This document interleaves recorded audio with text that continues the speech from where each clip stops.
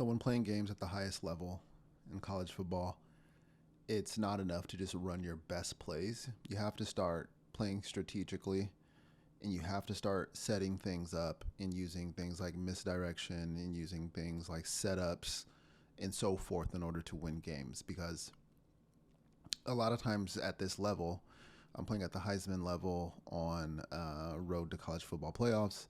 It really just comes down to who makes a mistake. You have to play a perfect game. And something that's been working very well for me recently is using this mini scheme that I'm going to show you guys. It's a 2-play setup, and I've been getting free touchdowns with this little 2-play setup. And it's just using the run to set up this deep ball pass for a touchdown. And I'm going to show it to you guys here.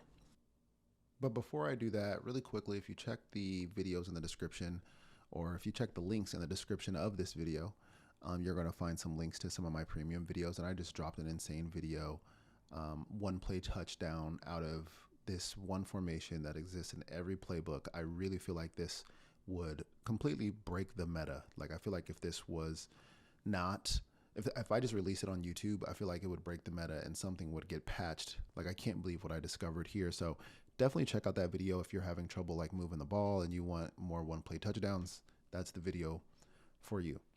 Anyway, so this mini scheme, how to set up free touchdowns by first establishing the run. So basically what I do is I go to pistol, and of course you don't have to do this out of pistol. What I try to teach here on this channel is universal concepts. So it doesn't come down to the plays, it comes down to like the psychology and the strategy that you put on the field. And so the mini scheme it comes down to these 2 plays here: wide zone and wide receiver under. And so if you're looking to set this up yourself, just pick some sort of an outside zone play and then pick another play that has a stock streak on the field.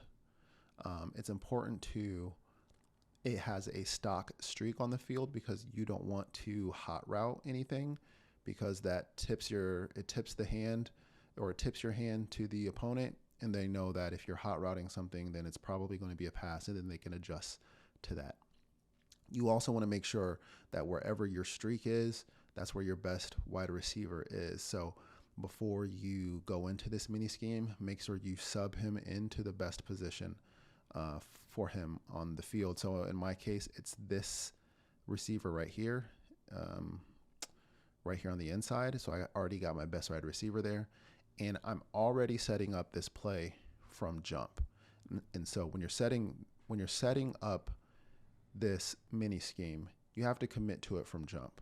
And so I already know that if I don't get a first down, I'm going for it on 4th down, and I'm not running it. I'm going to throw the ball on 4th down. So it takes some balls. I mean, you got to drop your nuts and live and die by your decision. But here we go. First run. And honestly, I'm not really trying to get up the field right away right there. I'm just kind of seeing how he plays it. And then I'm calling the same exact play. So what I'm doing here is I'm establishing a pattern and I'm establishing a look. I'm calling the same play every time so that he gets comfortable with it and he begins to think, okay, he's just running this outside zone play over and over again. What also plays a factor here is time, right? Like, it's 4th quarter, he's down by 3. He knows that I'm just trying to run out the clock. So situational football comes into play here as well.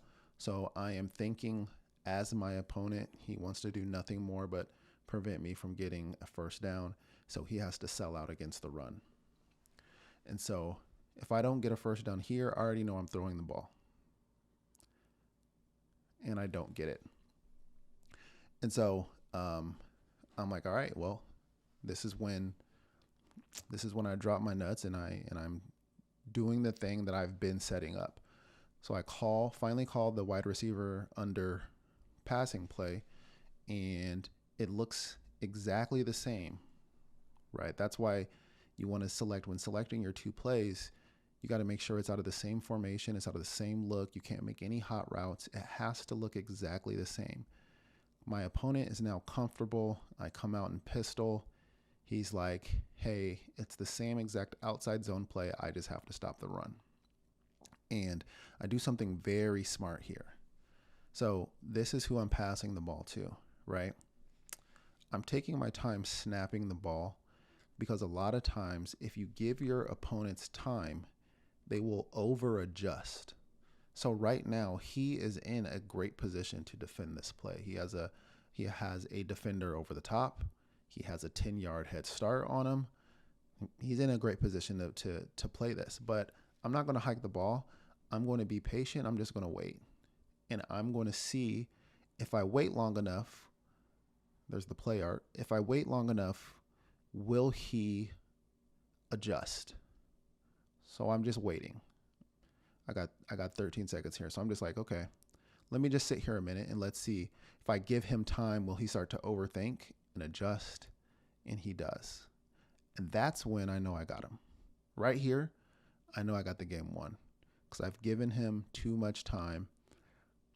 And he's been overthinking it, and he thought, you know what? Let me bring them closer to the line of scrimmage to stop the run. And as soon as he does that, it's a wrap. I literally waited for him to do that. It's too late. Circle is open for a touchdown. And that's how you set that up. You set that up in the 3 plays, the 4 plays that come before it. And like I've said, I've gotten free touchdowns off of this over the last couple of weeks. And I have set this up with like 6, 7 running plays in a row before I even get to passing the ball. This example, I just ran it 3 times and then threw it on 4th down. I've set it up 6, 7 plays in a row, getting them comfortable to the point where they over adjust. This is where I'm being patient and I'm waiting for him to adjust. As soon as he does, bam, I hike it because I don't want him to go back, and I got him. And that's a free touchdown. So that's an example of setting up your deep ball by running the ball underneath a whole bunch of times first. It's a very simple and easy concept, but a lot of people don't do it. And like I said, it's been working for me a lot over the last couple of weeks. Make sure you come out in a formation that looks exactly the same. You don't want to do any hot routes. You don't want to tip your hand. You don't want to do anything like that. And you also want to do it situationally. It probably won't work in the first quarter or the second quarter. It has to be like you're in a situation where you're trying to drain clock and your opponent knows that you're trying to drain clock, and they are committing to taking away the deep ball. So, and this situation comes up more than you would expect, but once you get him in that perfect situation, you can take your shot just like I did here. And the other thing is this: if he didn't over adjust here, I might have called a timeout and try to run it in. I'm not sure, but I had timeouts here. So you can call the play, walk to the line, and see if they give you a look that you like. If they give you a look that you like, then you can take your shot. If not, call the timeout, try to kick a field goal, try to run the ball. Like, you can do what you want to do, but I had the timeouts. I had everything in my favor here to make sure I had the best play on the field. So I'm just waiting. He over adjusted and he gave me the touchdown.